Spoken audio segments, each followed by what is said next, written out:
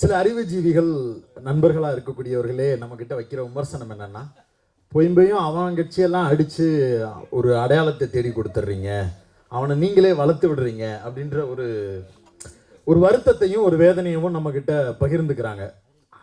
அவ்வளோ மரியாதையாக சொல்கிறேன்னா யார்? விஜயை பற்றி தான். அதை நம்மக்கிட்ட சொல்கிறாங்க. நம்மளுக்கு இருக்கக்கூடிய கன்சர்ன் என்னென்னா, இப்படித்தான் ஒரு ஆகா வெளியே ரொம்ப வருஷமாக நீங்கள் எல்லாம் அடிக்காமல் விட்டு விட்டு அந்த சனி அன்னைக்கு 30 லட்சம் ஓட்டை வாங்கி தொலைஞ்சு இன்னைக்கு தேவையில்லாம எல்லா தரப்பினரும் உட்கார்ந்து படாத பாடுபட்டு அவனால வெம்பாடுபட்டு திருப்பி அடிச்சுக்கிட்டு இருக்கிறோம். போரா குறைக்கு பத்தாதுன்னு ஆடு மாடுலாம் வேற பாவமா இருக்கு. இப்ப அவன் அந்த பக்கம் வேற போயிட்டான். நம்மளெல்லாம் கெடுத்தது பத்தாதுன்னு சொல்லிட்டு நம்ம வளர்க்குற அப்ராணி வாயில்லா ஜீவன்களையும் கெடுக்கிறதுக்கு ஒரு கூட்டம் வேலையை பார்க்குது. இப்ப இந்த ஏற்கனவே பெயரோடு ஒரு அணில் கூட்டத்துக்காகவே ஒருத்தன் கட்சி தொடங்குறான்னா வரும்போதே மிருகத்தோட தான் வர்றான். அப்போ அவன் நம்மளை கால்நடைகளோடு வரக்கூடிய அந்த கூட்டம் நம்மளையும் ஒரு கால்நடையா பாவிச்சுக்கிட்டு இருக்குன்றப்ப அது இன்னும் எந்தெந்த வனவிலங்குகளை நோக்கி அது நகலும் அப்படிங்கிறதெல்லாம் நம்ம பொறுத்திருந்து பார்த்துலாம் அடிக்க முடியாது. வரும்போதே ஓங்கி அடிச்சிடணும். ஒன்று இந்த பக்கம் நில்லு அல்லது அந்த பக்கம் நில்லு. அவங்க அண்ணன் லாங்குவேஜ் அதுதான். இல்லாட்டி நடுவில் அடிபட்டு சாவ. நடுவில் வண்டி ஓட்டிட்டு வர்றதே நாங்கள் தான். உன் மேலே ஏற்றுறதுக்கு தான் வர்றோம். பொலிட்டிக்கலாக சொல்கிறேன், ஏற்றுறதுக்கு தான் வர்றோம். தப்பி பொழைக்கிறதுக்கு உனக்கு துப்பு இருந்தால் நில்லு, இல்லையா பனையூர்ல வழக்கம் போல படுத்துக்கிட்டு. இந்த கல்வி விஷயம் இது குறித்தெல்லாம் பேசும்போது நேக்கா அந்த தற்கொலை மட்டும் தப்பிச்சிடுறாப்புல. ஏன்னா வருஷத்துக்கு வருஷம் நன்றி சொல்லிடுவேன், கண்டிப்பா சொல்லிடுவேன். ஏன்னா வருஷம் வந்தாலும் ஒரு 300 பேர் 400 பேரை கூப்பிட்டு செக்கு கொடுத்து கல்வியை வளர்த்தெடுப்பதற்காக பேசுறது போல ஒரு தோற்றத்தை உருவாக்கி கொண்டே இருக்கிறார்கள். அவனோட அஜெண்டாவை பாருங்க. அவ்வளவு நாள் நல்லா பேசிக்கிட்டு இருந்தான் அந்த குட்டி பையன், அந்த பையன் விஜய். அரசியல் கட்சி ஆரம்பிச்ச உடனே தன்னுடைய ராஜ விசுவாசத்தை காட்டுறதுக்கோசம் லாஸ்ட் மீட்டிங்ல சொல்றாப்ல, இத்தனை நாளா இருந்தாலும் வாயில இருந்து அப்படி ஒரு வார்த்தை வந்ததே கிடையாது. அந்த மீட்டிங்கை போட்டுட்டு நீட்டு மட்டும்தான் படிப்பா, வேற இல்லையா படிப்பு, வந்துட்டியாடா மாட்டின பொம்பரை கட்ட மண்டை. எதுக்கு நம்மளுக்கு ஆத்திரம் வருதுன்னா, இவர் படிக்கிறதுக்கு துப்பு கட்டு போய் இவங்க அப்பா தயவில் ரெக்கமெண்டேஷன் பண்ணி லோயலா காலேஜில் சீட்டு வாங்கி கொடுத்தாரு அவங்க அப்பா. அதுக்கு எத்தனை சாமியார்கள்ட்ட பிடிச்சி கெஞ்சி கூத்தாடி. ஏன்னா லோயலா காலேஜில் சீட்டு கிடைக்கிறங்கிறது படாத பாடு. நானும் அதே குடும்பத்தில் பிறந்தவன் தான். எங்கள் அப்பாவும் அதே சாமியார்கள்ட்ட தான் 30-35 வருஷமாக வேலை பார்த்தாரு. லோயலா காலேஜில் நான் எடுத்த மார்க் லட்சணத்துக்கு ஆஃபீஸ் வாசல்லே சேர்க்க மாட்டேன்ட்டாங்க. அப்போ உனக்கு எவ்வளவு பவர் சென்டர்ஸ் இருந்தால் உனக்கு நீ எடுத்த மார்க் லட்சணத்துக்கு உனக்கு சீட்டு கிடைச்சிச்சு. அப்படி கிடைச்ச சீட்டையாச்சும் ஒழுங்காக இருந்தாலும் படிச்சாரான்னு கேட்டால் அதுலேயே டிஸ்கன்டினியூடு. அதுக்கு பிறகு நான் பெத்த பிள்ளை தறிகட்டு போயிடக்கூடாதே, சேர்க்க சரியில்லாமல் போயிடக்கூடாதேன்னு அவங்க அப்பா இத்தனை வருஷமா திராவிட இயக்கங்களால தான் வளர்ந்தார் எஸ் ஏ சந்திரசேகர். அதை எஸ் ஏ சந்திரசேகரே பல தடவை சொல்லியிருக்கிறாரு. இன்னைக்கு பார்த்து கிரிச்சுன்னு கத்திக்கிட்டு இருக்க அணில் குஞ்சுகள்லாம் எஸ் ஏ சந்திரசேகர் அப்பாவுடைய வீடியோவை எடுத்து போட்டு பார்க்கணும். இந்த 7G ரெயின்போ காலனியில் அப்பாக்காரர் இப்படி அடிப்பார்ல, அது மாதிரி நீலாம் அடிச்சுக்கிட்டு அழுகணும். எஸ் ஏ சந்திரசேகரை வளர்த்து விட்டதே திராவிட இயக்கங்கள் தான், ரைட்டா? அவர் அந்த குடும்பத்தில் அவ்வளவு கஷ்டப்பட்டு சேர்த்து வச்ச காசெல்லாம் வச்சு நல்ல பேரும் மரியாதையும் தான் வச்சிருந்தாரு. அப்போ கொஞ்சம் சிக்கலான படங்கள்லாம் எடுத்தா கூட ஆள் கொஞ்சம் பார்க்கறதுக்கு பணியார சீட்டி மாதிரி படங்கள்லாம் கொஞ்சம் நீட்டாக, உருவத்தை சொல்லலைங்க படத்தை சொல்கிறேன். அது வித்தியாசமாக ஒரு பக்கம் செவந்து இருக்கும், ஒரு பக்கம் அரவேக்காடாக இருக்கும், தோண்டி பார்த்தோம்னா உள்ளுக்குள்ள மாவாக இருக்கும். அப்படி படம் தான் பலதை எடுத்திருக்கிறாரு. இருந்தாலும் டேடி உங்கள் பையன் அளவுக்கு உங்களை நான் டிகிரேட் பண்ண மாட்டேன், you are well performed person. இப்போ நீங்கள் இவர் கஷ்டப்பட்டு சிறுக சிறுக சேர்த்துருந்த காசெல்லாம் வச்சுக்கிட்டு இவரை வச்சுக்கிட்டு ஒரு 7-8 படம் ப்ரொடியூஸ்லாம் பண்ணார். உன்னோட அப்பா அவ்வளவு லட்சக்கணக்கில் கோடிக்கணக்கில் சம்பாரித்து வச்சுக்கிட்டு உன்னைய படிக்க வச்சு அது வேணான்னு உதவாக்கறையா நீ வெளியில் வந்ததுக்கு பிறகு உன்னைய எப்படியாவது உதவ வச்சிடணுமேங்கிறதுக்காக கோடி கோடியாக கொட்டி அழித்து உன்னைய எங்கள் தலையில் கட்டுறதுக்கு படாத பாடுபட்டார். அப்படிப்பட்ட அப்பா ஆத்தாலாம் எங்களுக்கு வாய்க்கப்படலை. நாங்கள் கல் மேட்டில் உடைச்சி கையெல்லாம் காப்பு பூத்து போய் தினக்கூலியாக வேலைக்கு போய் இந்த பக்கம் இந்த நாள் ஃபுல்லாக ஒரு 2 மணி நேரம் இங்கே பெட்டி கடையில் வேலை பார்த்தா ஒரு 100 ரூபா கிடைக்கும், தள்ளுவண்டி கடையில் நின்று வேலை பார்த்தா ஒரு 300 ரூபா கிடைக்கும்னு சிறுக சிறுக சேர்த்து எங்கள் அப்பா அதால எங்களை படிக்க வச்சிருக்கிறாங்க. அப்படிப்பட்ட கல்லுடைக்கக்கூடிய குடும்ப பின்புலத்திலிருந்து ஒரு அரசியல் சமூகத்தில் யாரால் பலன் பெற்று இருக்கிறோம், எதனால் பலன் பெற்று இருக்கிறோம், அந்த சமூகத்திற்கு நாம் திருப்பி என்ன செய்ய வேண்டும் என்கிற அடிப்படை அரசியல் புரிதலோடு வந்திருக்கக்கூடிய எங்க கிட்ட பான் வித் சில்வர் ஸ்பூன் தன்னுடைய வாழ்க்கையில் ஒரு நாளும் வேர்வையே பார்க்காத வழிகளையே உணராத ஒரு தற்குறி நீ என்னைய மீட்க போறேன்னு என்கிட்ட அரசியல் பாடம் எடுக்கிறதுக்கு வர்ற. உனக்கும் இங்க மேடையில் இருக்கக்கூடிய யாராவது ஒருவருக்கும் 1 மணி நேரம் மேடையில் டிபேட் போட்டு பெரியாரை பத்தி பேசுவோம், அம்பேத்கரை பத்தி பேசுவோம்னு டிபேட் வைப்போம். கீழே இருக்கிறவங்களையும் சேர்த்து ரைட்டு வைப்போம். பங்காளி நீ மட்டும் ஜெயிச்சுட்ட. இது சினிமா கிடையாது. பின்னாடி கையை கட்டிக்கிட்டு இப்படின்னு உடனே அப்படியே எலும்பு முறிவு மருத்துவர் வேலையெல்லாம் நீ பார்க்க முடியாது. இங்க பாலத்துல இருந்து ரயில்வே ஸ்டேஷனுக்கு தாண்டது, இந்த குரங்கு வேலை, இந்த குருவி வேலையெல்லாம் இங்க பார்க்க முடியாது. ஒரே மேடை, லைவ் கேமரா போடுவோம். நீ விசுவாசமா நினைக்கக்கூடிய உன்னுடைய சேனல்ஸ், பத்திரிகையாளர்கள் எல்லாரையும் கூப்பிட்டு வா. அவங்க முன்னாடியே டிபேட் நடத்துவோம். போராடி நீ ஜெயிச்சிரு. போராடலாம் வேணாம், 4 டிபேட்டுக்கு நறுக்குன்னு கேட்கிற கேள்விகளுக்கு பதில் சொல்லிரு. நீ எங்களை ஆளுவதற்கு தகுதி இருக்குன்றத கூட நாங்க நினைக்கலாம். எங்களோடு அரசியல் பேசுவதற்கே தகுதி இல்லை. தகுதிங்கிறது ஏதோ நம்மளுக்கு ஏதோ மேல இருந்து வந்தது அதெல்லாம் கிடையாது. உன்னை போலவே சக மனுஷனாத்தான் நானும் பிறந்திருக்கிறேன், வளர்ந்திருக்கிறேன், எல்லாம் பண்ணியிருக்கிறேன். இன்னும் சொல்ல போனா உன்னை விட ஒரு படி கீழே இருந்து தான் நான் மேல வந்திருக்கிறேன். என்னுடைய அரசியல் புரிதலும், என்னுடைய சமூக பார்வையும், என்னுடைய நட்பு வட்டமும், என்னுடைய அரசியல் சித்தாந்த தெளிவும் மக்களுக்குள்ளதாக இருக்கிறது. மக்களை ஐக்கியப்படுத்துவது, மக்களை ஓரணியில் திரட்டுவது, அவர்களுக்கான விடுதலை குறித்து பேசுவது இருக்கு.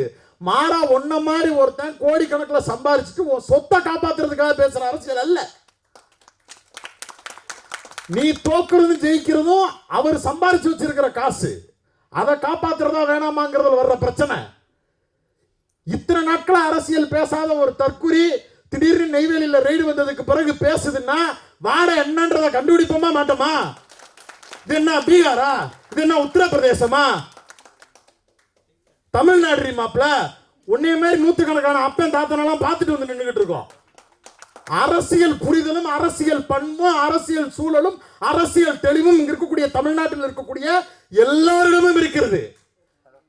அதுக்கு தான் என்ன பண்றான், நேரடியா ஆர்எஸ்எஸ் சொன்னா இங்க ஏமாத்த முடியாதுன்ட்டு பெரியாரை தூக்கிட்டு வந்துடுறது. இங்க இருக்கக்கூடிய தோழர்கள்லயே பலருக்கும் நினைப்பு இருக்கலாம், என்னதான் இருந்தாலும் அதிமுக மாதிரி ஒரு திராவிட கட்சி, அதுவே திராவிட கட்சின்னு அதுவே நம்பாது, ஆனா நம்ம ஆளுங்க தான் நம்புறோம். ரைட்டு, அது ஒரு பக்கம். அந்த கட்சி அழிகிற இடத்துல நம்ம தற்கொலை இருந்தா நல்லது தானே அப்படின்னு நினைக்கக்கூடிய கூட்டம் இருக்குல்ல. நீங்க எல்லாம் வாழ்க்கையில எம்ஜிஆர் ஆட்சியை பார்த்ததில்லை, புத்தகமா தான் படிச்சிருந்திருப்பீங்க. அப்படி ஒரு 2-3 புத்தகங்கள் கூட ரெஃபர் பண்றேன். மிக கொடூரமான மோசமான டெல்லி ஆதிக்கத்துக்கு கீழே நின்று வேலை பார்க்கக்கூடிய வேலையெல்லாம் அப்ப இருந்த புரட்சி தலைவர் செஞ்சுட்டு போயிருக்கிறாரு.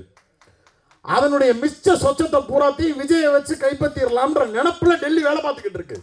அரசியல் முகம் சாயப்பட்ட அந்த சாயம் பூசின முகம் போதும் தமிழ்நாட்டில் இருக்கக்கூடிய ஒரு பெருங்கூட்டத்தை ஏமாற்றுவதற்கு எம்ஜிஆரை வச்சு எப்படி அண்ணா அப்படிங்கிற பேர்ல நம்ம ட்ராப் பண்ணி உள்ள இறக்கணுமோ அதே போல ஒரு படி எக்ஸ்ட்ரா, ஒரு கரண்டி பெரியார், ஒரு கரண்டி அம்பேத்கர், தேவையான அளவு அஞ்சலை அம்மாள், தேவையான அளவு காமராஜர், சிறிதளவு இன்னொருத்தங்க யாருங்க அது வேலுநாச்சியார், இப்படி எல்லாம் சேர்த்து போட்டு நம்ம சமைச்சோம்னா விஜய் என்கிற அருமருந்தை நம்ம படைச்சிடலாம்னு நினைக்கிறான்.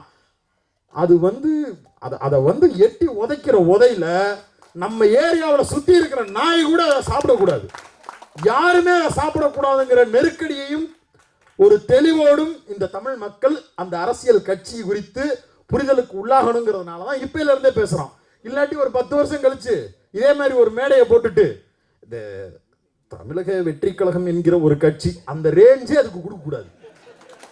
நீ உன் வாழ்க்கையில சந்திக்கிற முதல் தேர்தலும் இதுதான், கடைசி தேர்தலும் இதுதான்.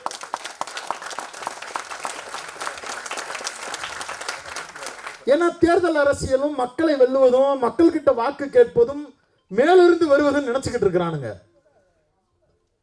இதுக்கு ஒரு வியாக்கியானம் வேற. ஒரு உதயநிதி ஸ்டாலின் படத்துல நடிச்சுட்டு வந்தவர், சரி ரைட்டு, படத்துல நடிச்சுட்டு வந்தாரு. இன்னைக்கு சனாதனத்தை ஒழிப்போம்னு மேடை போட்டு பேசிட்டாரு. சவால் விடுறேன், ஒரே ஒரு மேடை போட்டு சனாதனம்னா என்னன்னு பேசிவிடு. நீ பேசு. சனாதனத்தை ஒழிப்பதெல்லாம் வேணாம், சனாதனம் நம்மளை எப்படியெல்லாம் கடந்த காலங்களில் அடிமைப்படுத்தி இருந்ததுன்னு பேசுகிறேன். உனக்கு தெம்பு இருந்தா, தில்லு இருந்தா, திராணி இருந்தா செய்யு. அனைவரும் சமம் அப்படின்னு சொன்ன அடுத்த செகண்டே யாரும் கோச்சுக்குருவாங்களோன்னு பகவத்கீதையை கையில வாங்கின தற்குறி. உனக்கு இங்க இருக்கக்கூடிய சமூக சூழலையே புரிந்து கொள்ள முடியாது. நல்ல பட்டை அடிச்சுக்கிட்டு ருத்ராட்ச கொட்டையை போட்டுக்கிட்டு திராவிடர் கழக மீட்டிங்ல உட்காரக்கூடிய பல தாத்தாக்கள்ல என் தாத்தாவும் வராது. எங்க கூட்டத்தில் இருக்கக்கூடிய இருக்கக்கூடிய எல்லா தாத்தாவும் அப்படி வந்து உட்கார்ந்தாளுங்க. நீ எங்க கிட்ட வந்து பகுத்தறிவு பத்தி பேசக்கூடிய பெரியாரை நான் பாடம் எடுக்கிறேன். உனக்கே பெரியார் யாருன்னு கட்சி ஆரம்பிக்கிற அன்னைக்கு தான் தெரியும்.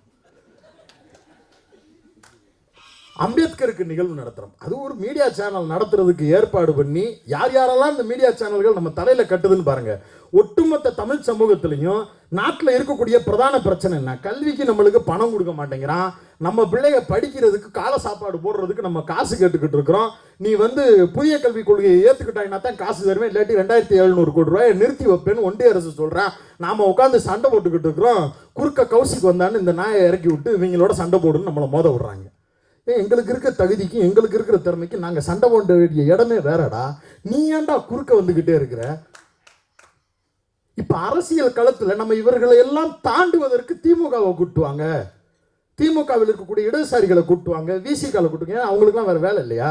அவங்கெல்லாம் அவங்க வேற வேலையை பார்க்குறாங்க. நாங்க உன்னை டீல் பண்றதுக்கு போதும், சண்டை போடுவோம், வா போதும், நாங்க நல்லா வசதியாக தான் இருக்கோம், எங்க கூட போடு சண்டை. என்னமோ எடுத்த படம்லாம் ஹிட்டான மாதிரியும், இவர் எடுத்த உடனே எல்லாத்தையும் பார்த்து தமிழ்நாடே கொண்டாடிச்சு அப்படியே பூரிச்சு கொண்டாடின மாதிரியும். விஜய் நல்ல நடிகர், அதெல்லாம் வச்சுக்க, ஒரு ஓரமாக வச்சுக்க. ரஜினிகாந்துக்கு அதுதான், விஜய்க்கு அதுதான். நீங்க எல்லாம் பெரிய நடிகர்கள் தான். பேச ஆரம்பிச்சா யாரா பேசுற, எதுக்கு பேசுற, யாருக்கு பேசுற சொல்லிட்டு தெளிவா உள்ளவா. சொந்த அப்பனா இருந்தாலும் அதான் மரியாதை. அப்புறம் என்ன நடிகர் நொடிகர்? இந்த அரசியல் களத்தில் இதுவரை சந்திக்காத வினோதமான எதிரிகளை சந்தித்து கொண்டே இருக்கிறோம். அதனால இந்த எதிரிகளை எல்லாம் ஓரணியில் தமிழ்நாடு என்று போராடி கொண்டிருக்கக்கூடிய திராவிட முன்னேற்ற கழகத்தின் மீது சுமையாக ஏற்றாமல் அந்த சுமையிலிருந்து பாதியை இந்த பக்கம் பிரித்து எடுத்துக்கொண்டு டங்கு டங்கு என்று அடிப்பதற்கு நாங்கள் வந்து கொண்டே இருக்கிறோம். தொடர்ச்சியாக இதை நாங்கள் செய்து கொண்டே இருப்போம். தோழர் ராஜீவ்காந்தி அவர்கள் இந்த நிகழ்வை நடத்தணும்னு பெர்மிஷன் அவர்கிட்ட நீங்க பங்கெடுக்கணும் தோழர் அப்படின்னு கேட்ட உடனே தெரியும் திமுகவின் மாணவரணி அப்படிங்கிறது தொடர்ச்சியாக என்னென்ன வேலைகள் பார்த்துக்கிட்டு இருக்காங்கன்றத குறைந்தபட்ச அரசியலை சமூக நோக்கத்தோடு உற்று நோக்கக்கூடிய பலருக்கும் அது தெரியும். அவர்களுடைய பங்களிப்பு என்ன, அதுவும் குறிப்பாக கல்வி சார்ந்து மாணவர்களுடைய திட்டங்கள் சார்ந்து பாசிச பாஜக என்னவெல்லாம் செய்து கொண்டிருக்கிறது, அதற்கு எதிராக என்னவெல்லாம் வேலைகளை முன்னெடுத்துக் கொண்டிருக்கிறார்கள் அப்படிங்கிறது தெரியும். அந்த நேர நெருக்கடியிலும் அந்த சூழலிலும் தவறாமல் இந்த நிகழ்வுக்கு நான் வந்து விடுவேன் என்று ஒரே அழைப்பில் தன்னை உறுதிப்படுத்தி கொண்டு நம்மோடு இணைந்து இந்த மேடையை அலங்கரித்த தோழர் ராஜீவ்காந்தி அவர்களுக்கு நெஞ்சம் நிறைந்த நன்றிகள். உங்களுடைய குரல் தொடர்ச்சியாக மேடைகளில் ஒலிக்கிறது, தோழர்களோடு ஒலித்துக் கொண்டே இருக்கிறது. விரைவில் அது சட்டமன்றத்திலும் ஒலிக்கப்பட வேண்டும், பாராளுமன்றத்திலும் ஒலிக்கப்பட வேண்டும். ஏதாவது ஒரு பக்கம் மேலே ஏறி நின்று நீங்கள் எல்லோரும் ஒலிக்க வேண்டும், அது எங்களுடைய கோரிக்கை. தோழர் மதிவதனி சொல்லவே தேவையில்லை, அவர்கள் எங்களுக்கு எல்லோருக்கும் சகோதரி. நம்ம பேசக்கூடிய அரசியல்ல நம்ம ஏதாவது ஒரு வார்த்தையை முன்ன பின்ன பேசிவிட்டோம்னா கூட அடுத்த நாள் டக்குன்னு அதை மதித்தோழர் இதை பார்த்தா என்ன நினைப்பாங்க அப்படின்ற எண்ணத்தை எங்களுக்குள்ள டெலிவரி பண்ண வச்சவங்க. ஏன்னா அவன் வாங்கியிருக்கான் ஒரு தடவை ஏதோ பென்சிங்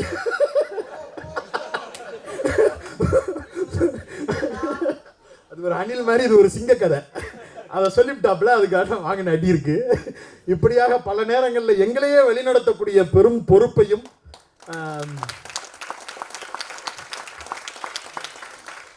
எங்களை முன்னின்று வழிநடத்தக்கூடிய எங்களுடைய திராவிட செல்வி தோழர் மதிவதனி அவர்களுக்கு இந்த நிகழ்வில் வந்து பங்கெடுத்ததற்கு மிக்க நன்றி.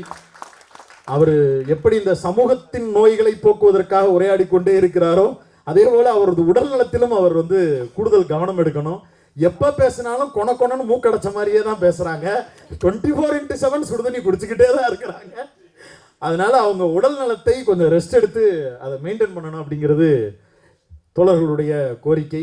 அதே போல டேட்டா டைகர் இந்திரகுமார் தொடர்ச்சியாக இந்த ஊடக விவாதங்களிலும் சரி சமூக ஊடகங்களிலும் சரி ஒரு பக்கம் எதிர்த்தாக்குதல்கள் கவுண்டர் இதெல்லாம் கொடுத்துட்டே இருந்தா கூட புள்ளி விவரங்களோடு சங்கிகளை எதிர்ப்பு. புள்ளி விவரத்துக்கும் அவனுக்கும் சம்பந்தம் இல்லை, அது வேற. ஆனாலும் அவன் நம்ம கிட்ட ஒரு புள்ளி விவரம் சொல்லுவான்ல, அப்படித்தான் 1927 அப்படி ஒன்று இருந்திருக்காது, ஆனால் அதை ஒன்று சொல்லுவான்.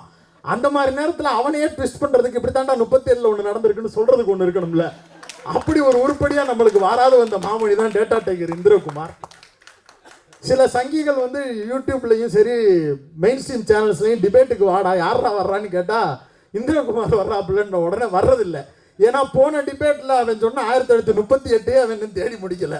இவன் அடுத்து 48 2025 வரைக்கும் வருவானே. அதெல்லாம் கேள்வி கேட்டானா நம்ம என்ன பதில் சொல்றதுன்னு தெரியாம தவித்து கொண்டிருக்கக்கூடியவர். இப்போ நியூஸ் 18 மாதிரியான முக்கியமான ஊடகங்களையே தன்னுடைய வாட்சால் மிரட்டக்கூடிய வல்லமை. அது ஒரு பெரிய கூத்து. ட்ரெயினுக்கு டைம் ஆச்சுன்னு வாட்சை காட்டியிருந்தான். அதை பார்த்துட்டு மணியை காட்டி மிரட்டுறாரு இந்திரகுமார். இந்திரகுமார் சொன்னா எங்க ஆபீஸ்ல இருக்க எடிட்டரே கேட்க மாட்டான். நியூஸ் 18 சேனல் எடிட்டர் கேட்கிறான். நல்லா இருந்துச்சு அது. இப்படியாக எங்களை எல்லாம் நீங்கள் எல்லோரும் சங்கிகள் உங்களை தான்டா சொல்றேன், நீங்க எல்லாரும் உயர்த்தி வைப்பது எங்களுக்கு கொஞ்சம் பெருமையாக இருக்கிறது. அதே போல மைனர் சொல்லவே தேவையில்லை. எங்களை போன்ற நம்மை போன்ற பலரையும் இணைப்பதற்கான ஒரு பெரும் ஆரடி சக்தியாக நின்று கொண்டிருக்கக்கூடியவர். அவர் யூடியூப் உலகத்துல பெரியாரிய வேலைகளையும் பெரியாரிய செயல்பாடுகளையும் முன்னெடுக்கணும்னு நினைக்கக்கூடிய யார் ஒருவர் ஒரு வீடியோவை போட்டுட்டு ஒரு போஸ்ட் போட்டுட்டு அவருக்கு அனுப்பி, தலைவா இதை கொஞ்சம் பார்த்து உங்க கருத்தை சொல்லுங்கன்னு சொன்னா, தனக்கு பிடித்திருக்கும் பட்சத்தில் அது அடுத்த கட்டத்திற்கு நகலும் அப்படின்ற நம்பிக்கை இருக்கும் பட்சத்தில் அதை எப்படியெல்லாம் அடுத்த கட்டத்திற்கு நகர்த்துவதற்கு உதவி பண்ண முடியுமோ அது எல்லாவற்றையும் துளி கூட சலிப்பில்லாமல் தொடர்ச்சியாக செய்து கொண்டே இருப்பார். அவர் சொல்லி மட்டுமே கிட்டத்தட்ட நூற்றுக்கணக்கான YouTube channels, Twitter IDs, Facebook, சமூக ஊடகங்கள்ல இயங்கிக் கொண்டே இருக்கிறது. பல நேரங்களில் கண்டென்ட் கூட சப்ளை பண்ணுவாப்புல தலைவன். சில நேரங்களில் சங்கிகளுக்கு தெரியாது. யாரோ வெப்பன் சப்ளையரு, யாரோ ஒருத்தன் ஏதோ ஒரு போட்டோ வீடியோ வைரல் ஆகிக்கிட்டு இருக்குன்னு நினைப்பான். அதை வீட்டுக்குள்ள உட்காந்து பண்ணிக்கிட்டு இருக்கிறதே வராதான் இருப்பாரு. அவர் வச்சிருப்பாரு ஒரு 150 ஐடி அவர் நண்பர்களா வச்சிருப்பாப்புல. எல்லாம் போடுறா அட்ரா அப்படின்னாரு. அடுத்த நாள் காலையில தலைப்பு செய்தி ஆக்கிடுவாங்க. அப்படி இந்த சமூக ஊடகங்களையும் அதில் பெரியாரியத்தினுடைய தேவையையும் அது அடுத்த கட்டத்திற்கு அடுத்த தலைமுறையிடம் போய் சேருவதற்கு உண்டான வேலை திட்டங்களையும் தொடர்ச்சியாக எல்லோரோடும் இணைந்து, அவர் எவ்வளவு உயர போனாலும் கூட நின்று எல்லோரையும் அணைச்சிட்டு போறது இருக்குல்ல, அதை மைனர் தான் திறம்பட செய்து கொண்டே இருக்கிறார். அவருக்கும் நன்றி. அதே போல இந்த நிகழ்வை சிறப்பாக ஏற்பாடு செய்வதற்கு கேப்டன் அவர்கள் உதவி செய்திருந்தார். அவருக்கும் பெரிய நன்றி. அதே போல இந்த இந்த நிகழ்ச்சியை ஐயோ இல்லை விஜயகாந்த் யாருக்குமே உதவி, சரி கட்சியில் சொன்னேன், அவர் பர்சனலாக நிறைய உதவி பண்ணியிருக்காரு. கட்சியில் அவரோட வந்த எம்எல்ஏக்களே காணாம போயிட்டாங்கப்பா. கேப்டன் GS குமார் மற்றும் அவருடைய குடும்பத்தினர், அவர்களுக்கு நன்றி. நம்முடைய நண்பர் அவர் நம்மளுக்காக செய்திருக்கிறார். அதுபோக இந்த நிகழ்வை கவர் பண்ணுவதற்காக மில்டன் பேசுறதெல்லாம் இப்போ எடுக்க வேண்டியது தேவை இருக்கு பாரு அப்படின்னு நினச்சிக்கிட்டு கூட கவர் பண்ணுறோம். அப்படியான ஊடகங்கள் 13க்கும் மேற்பட்ட ஊடகங்கள் வந்திருக்கிறார்கள். அவர்களுக்கு பெரிய நன்றி. நாங்கள் இப்போ மேடையிலிருந்து பார்த்த வரையில் சன் நியூஸ் சேனலில் இந்த பெரியாரனும் பெருநெருப்பு நிகழ்வு லைவ்ல ஓடிக்கிட்டு இருக்கு. அதற்காக சன் நியூஸ் குழுமத்திற்கும் நன்றி. நீங்கள் பார்த்துக்கிட்டு இருக்கக்கூடிய இந்த ஃப்ளெக்ஸு, வெளியில் இருக்கக்கூடிய ஃப்ளெக்ஸு, பேனரு, இது எல்லாத்தையும் டிசைன் பண்ணி கொடுத்தவர் எடிட்டர் சுதன், பேரலையில் இருக்கிறவர். அவருக்கு பெரிய நன்றி. அதே போல் நிகழ்ச்சி ஏற்பாடு பண்ணதற்கு பிறகு தொடர்ச்சியாக அங்கே வந்து போய் மித்த எல்லா அரேஞ்ச்மெண்ட்டையும் பார்க்கறதுக்காக உதவி செய்ததில் நம்ம அருவி சேனலில் வேலை பார்க்கக்கூடிய ஹரிபிரசாத்தும், பேரலையில் வேலை பார்க்கக்கூடிய மெல்டனும், அப்புறம் யூடியூப் ரூட்டஸில் வேலை பார்க்கக்கூடிய பார்ட்டர், அப்புறம் கழகம் என்கிற புது யூடியூப் சேனலை தொடங்கி இருக்கக்கூடிய கலை தோழர், அப்புறம் பேரலையில் இருக்கக்கூடிய தோழர் சந்தோஷ், சிவானி, அரண்சையில் இருக்கக்கூடிய தோழர் சதீஷ், ட்ரைப்ஸில் இருக்கக்கூடிய கரிகாலன் தோழர், அவர் வேறு ஒரு வேலையாக இருக்கிறாரு, அதனால் அவரால் இன்னைக்கு வர முடியல அவர், அப்புறம் வில்சன் நண்பர் வில்சன், அப்புறம் எப்போதும் நம்முடைய நிகழ்வுகளுக்கு தொடர்ச்சியாக ஆதரவு தரக்கூடிய தோழர் பலவேசம், பேராசிரியர் அன்பு போன்ற நம்முடைய நண்பர்கள் பலருக்கும் இந்த நேரத்தில் நன்றி சொல்ல கடமைப்பட்டிருக்கிறோம். தோழர் சத்யா, டிவார், எல்லோருக்கும் நம்முடைய நெஞ்சார்ந்த நன்றிகள். இதே போல தொடர்ச்சியான பல்வேறு நிகழ்வுகளை நடத்துவதற்கு நாங்கள் கடமைப்பட்டிருக்கிறோம். ஏன்னா நாங்கள் ஆரம்பத்திலே சொன்னது போல நாங்கள்லாம் யூடியூப்பில் பேசி அதை 6 லட்சம் பேர் சப்ஸ்கிரைப் பண்ணி அதை உட்காந்து கேட்பாங்கன்றதெல்லாம் நாங்கள் கனவிலும் நினைத்து பார்க்கவில்லை. இந்த ஆதரவு என்பது உங்களிடமிருந்து வந்தது. இந்த ஆதரவு என்பது எங்களுக்கான ஆதரவு அல்ல, நாங்கள் பேசக்கூடிய அரசியலுக்கான ஆதரவு என்பதை நாங்கள் தெளிவாக அறிந்திருக்கிறோம். இந்த அரசியல் என்பது எல்லா சூழ்நிலையிலும் அல்லது ஏதாவது ஒரு சூழ்நிலையில் உங்களோடு தொடர்புடையதாக இருக்க வேண்டும், உங்களுடைய நலன் சார்ந்ததாக இருக்க வேண்டும், நம்முடைய சமூகத்தின் நலன் சார்ந்ததாக இருக்க வேண்டும். அதனால ஒரு நாளைக்கு போடக்கூடிய 2 வீடியோ 3 வீடியோ அதுக்கு வரக்கூடிய சம்பளம் அதையும் தாண்டி ஒரு நிகழ்ச்சியாக அதை நடத்த வேண்டும். அந்த நிகழ்ச்சிக்கு பின்னால் உங்களுடைய பங்களிப்பு அனைத்தும் இருக்க வேண்டும். உங்களை ஏதாவது ஒரு வகையில் தொடர்ச்சியாக சந்தித்துக் கொண்டே இருக்க வேண்டும், உங்களோடு உரையாடி கொண்டே இருக்க வேண்டும் என்கிற உயரிய நோக்கத்தோடு, ஒற்றை நோக்கத்தோடு மட்டுமே எல்லா ஒத்த சிந்தனையுடைய பலரையும் அழைத்து இந்த மேடையை ஏற்பாடு செய்து உங்களோடு உரையாடி கொண்டிருக்க விரும்புகிறோம். தொடர்ச்சியாக நாங்கள் எப்போது மேடை அமைத்தாலும் நிகழ்ச்சியை ஏற்பாடு செய்தாலும் இந்த அரங்கம் முழுவதையும் நிறைத்து காண்பிக்கக்கூடிய உங்கள் அனைவருக்கும் நெஞ்சார்ந்த நன்றிகள்.